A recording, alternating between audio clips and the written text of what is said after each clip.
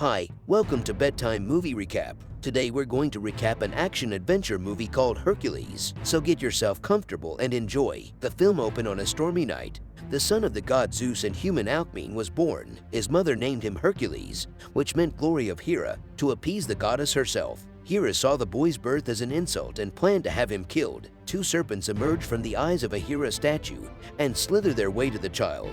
But the young Hercules snaps their necks with his godlike strength. As an adult, Hercules went through his famed 12 labors. He treads through a swamp to take on the Lernaean Hydra, slicing off their heads one by one. He faced the Erymanthian boar, taking it down with his club. His most well-known labor was the slaying of the Nemean lion, a beast whose hide was so powerful that no mere weapon could penetrate it. The person telling this story, Iolaus, who is also Hercules' nephew, is tied up and hanging over a wooden pike right below his groin. He is taken prisoner by pirates that have invaded Macedonia. The pirate leader starts to burn the rope that holds Iolaus.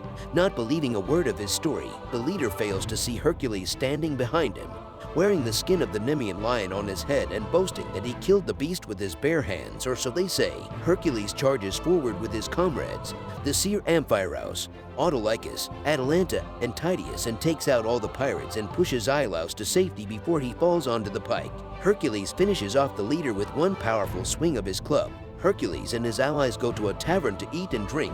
They are approached by a woman named Ergenia, asking Hercules to help her father protect the kingdom of Thrace from a warlord. If he succeeds, he and his friends will be rewarded their weight in gold. Autolycus pushes a plate of food to Hercules and tells him to eat up. The crew travels to Thrace. Ergenia's son Ares runs up to Hercules, eager to meet this legendary warrior after hearing about his 12 labors. General Cytacles escorts Hercules and his crew to meet Ergenia's father. Hercules is asked if he's ever been this close to royalty. He recalls 3 years earlier when he traveled to the kingdom of King Eurystheus, bringing him the heads of the Hydra. He is also reunited with his wife Megara and his 3 children.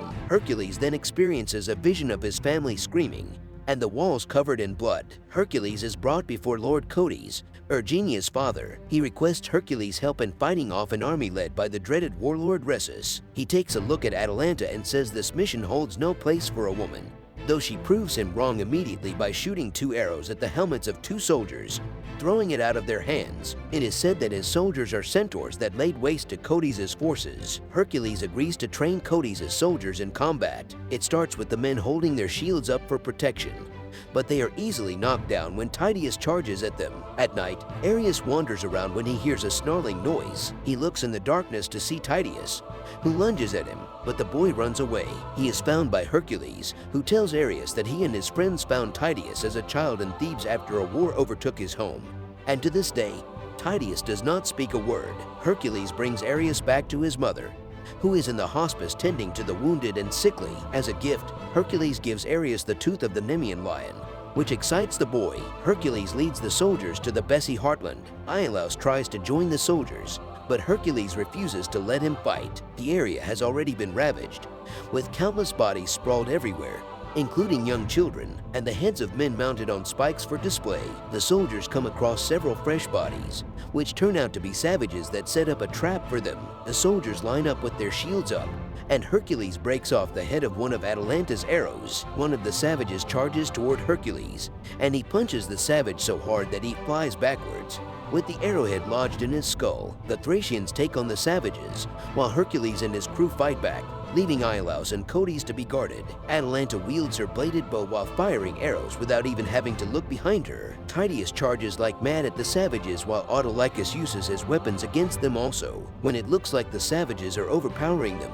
Hercules and Amphiarus ride a horse-drawn chariot with blades, killing every last savage in sight. The soldiers mourn their fallen, and Iolaus covers Hercules' wounds so that the others won't see him bleed like a mortal. Codes calls out Zeus, knowing he is behind this, unaware that the warlord is watching from afar. Ergenia tends to Hercules' wounds back in Thrace. When she asks him if he has had a family before, he dodges the subject and sends her away. That night, he hears screaming. He wanders out and sees dead bodies everywhere, including those of his wife and children. Hercules is then faced with the 3-headed dog of Hades, Cerberus. It is only a vision. However, as Tydeus comes by to snap Hercules out of it. As Amphiarus states, has happened before. The next morning, Erginia finds Hercules' friends and asks Iolaus to tell her the truth about what happened to Hercules' family. Iolaus begins to say that it happened with Hera driving him mad, but Erginia dismisses that as myth. Regardless, Autolycus tells Erginia that they all have reason to trust Hercules. Hercules leads the soldiers to Mount Asticus,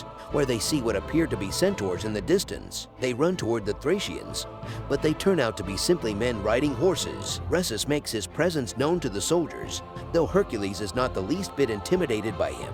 The Thracians take on Rhesus's men, proving more powerful than before. The opposing army fires flaming arrows at the Thracians. Amphiarus, thinking his time is coming, stands in there, welcoming death, but not a single arrow hits him. Rhesus charges toward Hercules on his horse, but Hercules grabs the horse and flips him and Rhesus over before sneering, "Fuck centaurs." Rhesus and his men are taken back to Thrace, where they are mocked and have garbage thrown at them. A feast is held, with Rhesus being chained up as a prisoner. Erginia feels pity for him, and she tries to bring him water, but Codes won't let her. Hercules gets Erginia alone after seeing her look at Rhesus, and it is learned that it was Codes that orchestrated the whole war to gain power and control over the kingdom, with Rhesus merely having gotten himself involved. Erginia only wants Ares to be safe, since he will ascend to the throne after Codes dies. She asks Hercules to take the boy with him, but he says no. He goes to confront Codes, who shows no remorse over his actions and offers Hercules a place in his army. Hercules, of course, refuses. The crew is given their gold, but Hercules wants to stay and help Thrace. Autolycus chooses to leave, taking his share of the gold with him, despite the others pleading with him to stay. Atalanta, Amphiarus, and Tydeus agree to help Hercules fight Codes. However, when they all go to face him, they are captured, along with Erginia and Ares. Hercules is chained up in the dungeon while his friends are locked in cells. He sees what appears to be Cerberus, but they are merely 3 vicious wolves. It enters King Eurystheus, who turns out to be in league with Codes. It is also revealed that he drugged Hercules the night his family was murdered, sending the wolves to attack and kill them, because Eurystheus saw Hercules as a threat to his kingdom when his people cheered his name louder than Eurystheus. To make things worse, Codes orders Erginia to be executed right there in the dungeon. Amphiarus tells Hercules to remember all that he has accomplished, and to remember who he is. He cries, "Who are you?" and the man bellows, "I am Hercules." He breaks off the chains and swings at the executioner, stopping him from taking off Erginia's head. She runs to free the others while the wolves attack Hercules. Hercules slams one against the wall, then breaks the jaw of another, and then finally kills the last one with the Nemean lion's tooth. With everyone, including Rhesus, freed, the Thracian soldiers try to attack. One hurls a spear that passes through fire at Amphiarus, which he foresaw as his death.